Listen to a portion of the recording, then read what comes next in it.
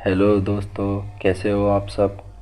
आई hope कि आप बहुत शानदार तरीके से अपने जीवन के महत्वपूर्ण लम्हों को जी रहे हो।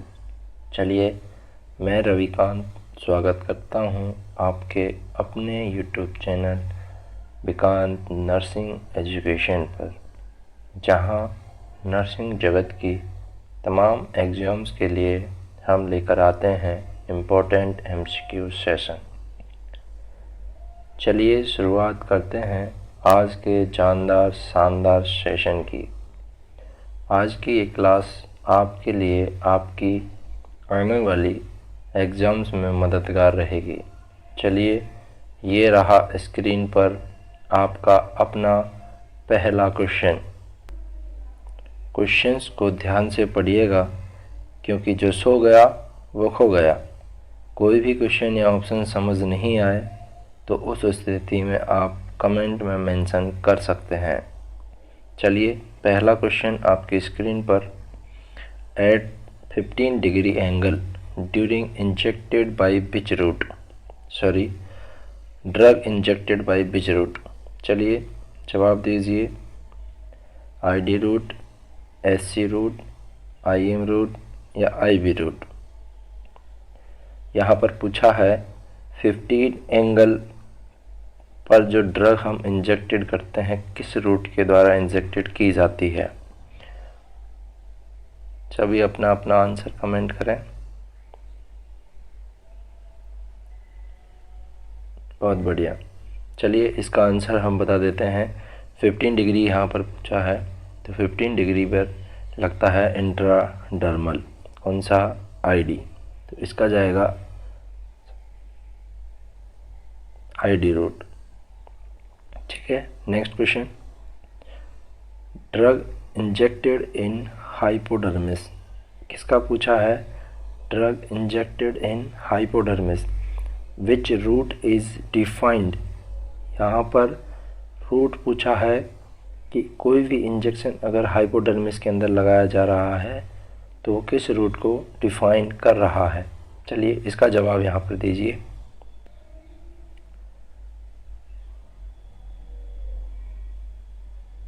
इसका जवाब होगा हाइपोडर्मिस का पूछा है।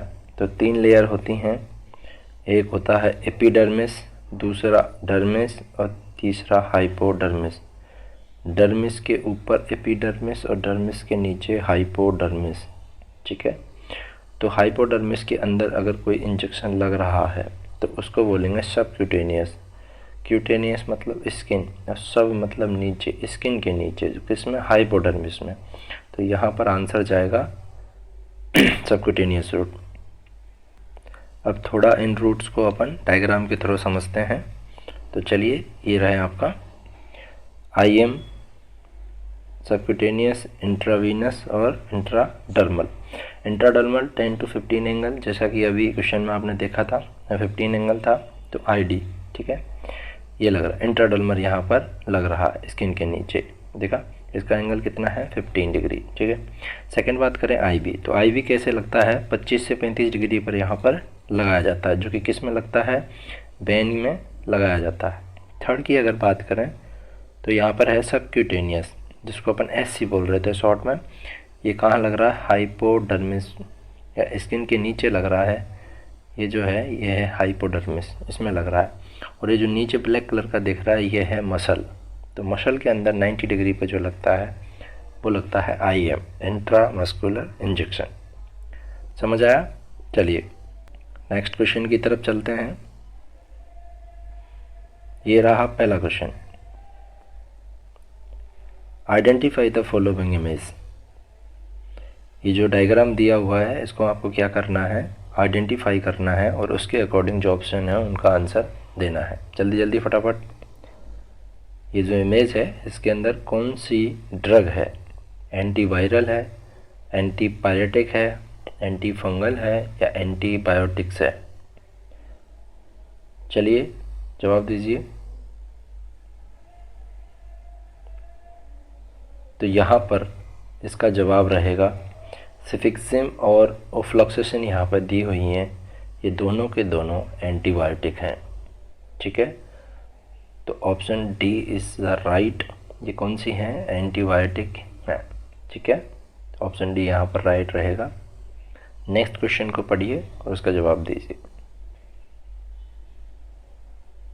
फाइलेरियसिस पूछा है, तो फाइलेरियसिस कॉज बाई, फाइलेरियसिस किसके कारण होता है? फाइलेरियसिस को कराने वाला माइक्रो ऑर्गेनिज्म कौन सा है? कॉज पूछा है। पहला है arbovirus, dracunculosis, wuchereria bancrofti, and amoeba histolytica. चलिए जवाब दीजिए। फाइलेरियसिस कॉज बाई, तो इसका जवाब होगा बुचेरिया ब्रोंकोफिटाई। बुचेरिया ब्रोंकोफिटाई एक माइक्रो ऑर्गेनिज्म है या फिर ये कैसा है? पैरासाइट है। क्या है?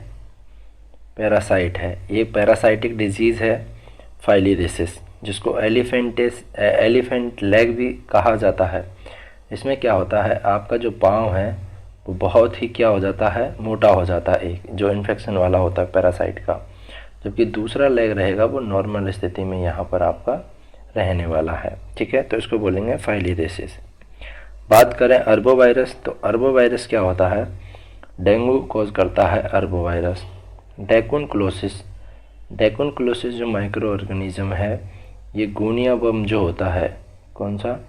गुनिया बम कॉज करता है, जो कि ये भी एक क्या है? पैरासाइटिक डिजीज़ है। और थर्ड है एंट अमीबा हिस्टोलाइटिका, तो ये भी क्या करता है? इंटेस्टाइनल डायरिया कर सकता है, ठीक है।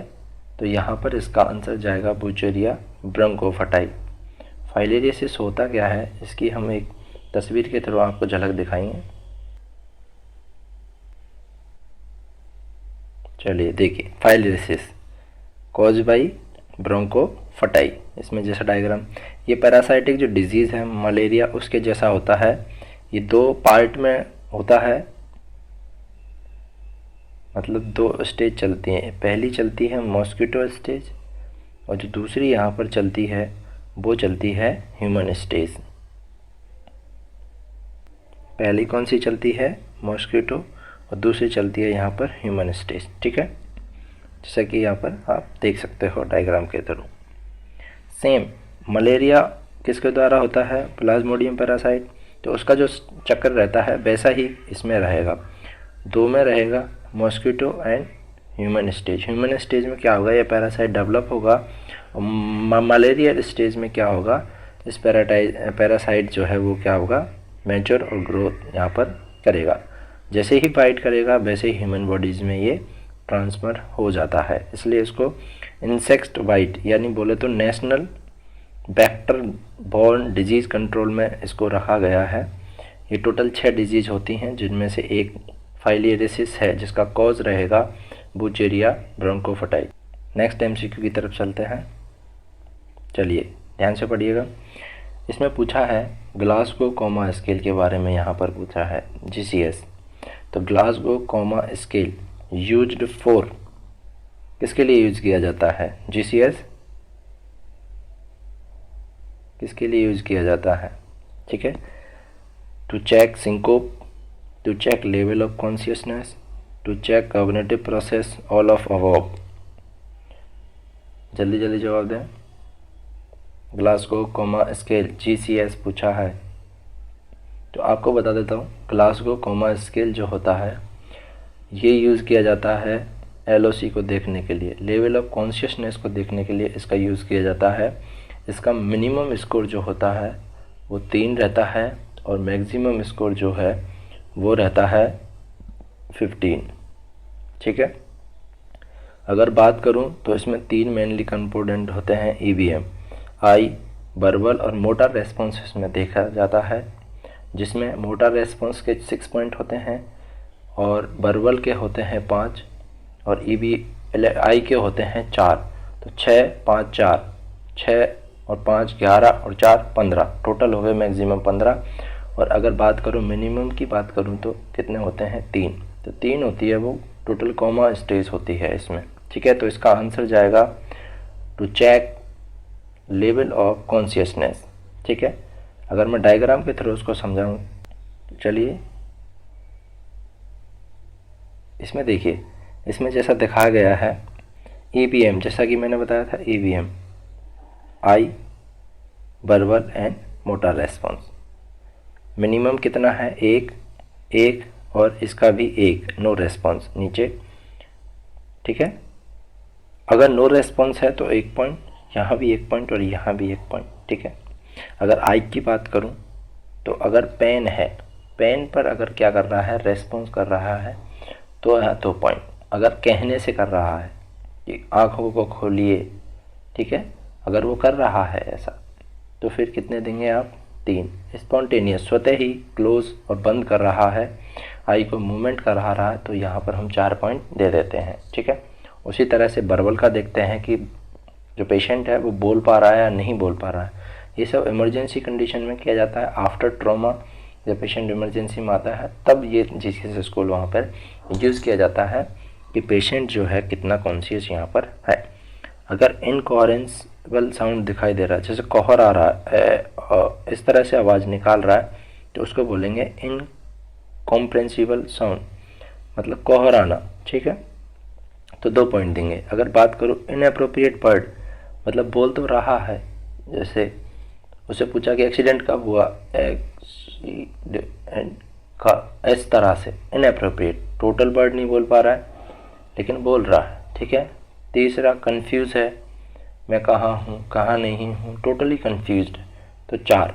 अगर वो ओरिएंटेड है, फुली तरह से अवेयर है टाइम प्लेस पर्सन के बारे में कि ये मेरा भतीजा है, इतना टाइम हुआ है और इस जगह में हूँ या हॉस्पिटल में मैं हूँ, तो उसके लिए अपन 5 पॉइंट देंगे।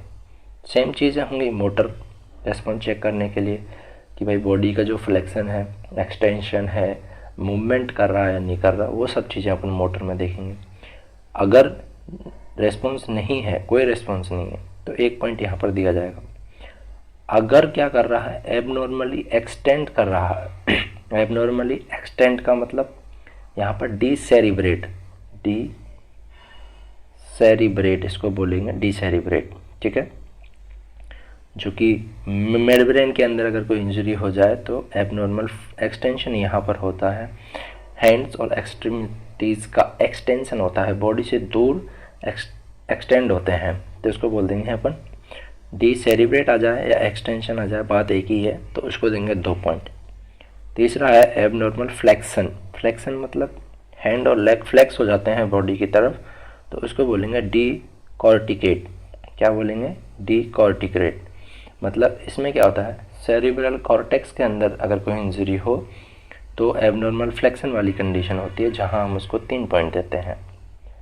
बात करो चौथे की, flex to withdrawal from pain, अगर आप पेन कर रहे हो, पिंच कर रहे हो, कुछ चुभा रहे हो और वो अगर अपने एक्सट्रीमिटीज़ को फ्लेक्स करता है, मोड़ता है, इसका मतलब उसको 4 पॉइंट यहाँ पर दिए जाएंगे। मूव टू लोकलाइज पेन, मतलब 5 पॉइंट कब दिए जाएंगे, जब आपने पेन किया कहीं भी, मान लो उंगली में किया तो उंगली को सिर्फ मूव कर रहा है, सिर्फ उंगली को, तो ये हुआ लोकलाइज पेन, ठीक है, तो 5 पॉइंट। और अगर स्वतः ही कर रहा है, आपने बोला पैर को मोड़िए, ठीक है, उसने घुटना मोड़ लिया, पैर मोड़ लिया, मतलब खुद से कर रहा है, हाथ को मोड़िए तो हाथ मोड़ लिया, मतलब स्वतः कर रहा है, आपकी कमांड को ओबे कर रहा है, तो 6 पॉइंट देंगे। तो इस तरह से यहाँ पर कितने होंगे, 3 मिनिमम और मैक्सिमम 15 हुए तो नॉर्मल है, और 3 हो गए तो यहाँ पर मिनिमम है, मतलब कोमाटोज स्थिति में। चलिए नेक्स्ट क्वेश्चन की तरफ चलते हैं। ये रहा आपका अगला question, melatonin secreted by which gland. यहाँ पूछा है मेलेटोनिन के बारे में बात हुई है, किस ग्लैंड से यहाँ पर सीक्रेट हो रहा है मेलेटोनिन, इसका जवाब आप दीजिए। पहला हाइपोथैलेमस, सेरिबेलम, पीनियल ग्लैंड या थैलेमस ग्लैंड। मेलेटोनिन की बात हो रही है, ठीक है, तो यहाँ आपका आंसर रहेगा पीनियल ग्लैंड। पीनियल ग्लैंड जो कि स्मॉलेस्ट ग्लैंड है, कैसी है, स्मॉलेस्ट ग्लैंड है पीनियल ग्लैंड, जो कि क्या करती है, मेलेटोनिन हार्मोन आपका सीक्रेट करती है, और यह मेलेटोनिन हार्मोन आपके सर्काडियन रिदम को क्या करता है, मेंटेन करता है। सर्काडियन रिदम जिसको बायोलॉजिकल क्लॉक भी कहा जाता है, ठीक है। नेक्स्ट क्वेश्चन की तरफ चलते हैं। ये देखिए सर्काडियन रिदम को थोड़ा समझ लेते हैं यहाँ पर। सर्काडियन रिदम होता क्या है? तो सर्काडियन रिदम जो है आपकी जो डे और नाइट की जो टाइमिंग है या डे नाइट की जो लाइफ साइकिल है उसमें कब क्या क्या बॉडी में चेंजेस होते हैं, जो कि हार्मोनी हो सकते हैं, फिजियोलॉजिकल चेंजेस यहाँ पर हो सकते हैं, नॉर्मल है, ठीक है। उसको कौन कंट्रोल करेगा? पीनियल ग्लैंड, जिसको बायोलॉजिकल क्लॉक भी कहा जाता है, ठीक है। जैसे कि डायग्राम में दोपहर के 12 बज रहे हैं यहाँ पर, ठीक है, और यहाँ बज रहे हैं रात का 1, ठीक है, रात के 12, तो 12 से 12 इस तरह साइकिल देखिए आप यहाँ पर। बेस्ट कोऑर्डिनेशन कब होगा? 2:30 बजे, दोपहर के 2:30 बजे। अगर बात करूँ फास्टेस्ट रिएक्शन टाइम अगर देखा जाए तो यहाँ पर 3:30 बज रहे हैं, 15:30 हो रही हैं, 3:30, ठीक है। अगर मैं बात करूँ शाम को, देखो हाई ब्लड प्रेशर, शाम के टाइम ब्लड प्रेशर कैसा रहेगा? ज़्यादा रहेगा, ये नेचुरल है, बीमारी नहीं है, नॉर्मल, ठीक है। हाईएस्ट बॉडी टेम्परेचर शाम को मिलेगा, ठीक है।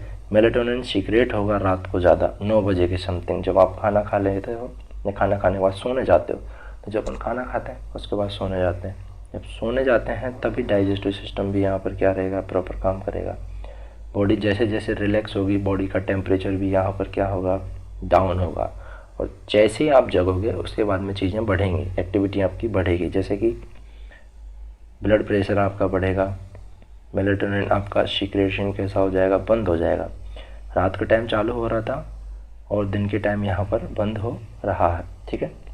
नेक्स्ट बात करते हैं, टेस्टोस्टेरोन सीक्रेशन मॉर्निंग में क्या रहेगा? हाई रहेगा, और आप हाईएस्ट अलर्टनेस पे आ जाते हो 10 बजे। तो ये टोटल जो हो रहा है आपका सर्काडियन रिदम इसके द्वारा हो रहा है, पीनियल ग्लैंड के द्वारा रेगुलेट किया जाता है, ठीक है। नेक्स्ट क्वेश्चन की तरफ यहाँ पर चलते हैं। Papillary muscles found in, papillary muscles के बारे में पूछा है कि किस ऑर्गन में पेपिलरी मसल पाई जाती है? आई, पेनक्रियाज, ईयर, हार्ट।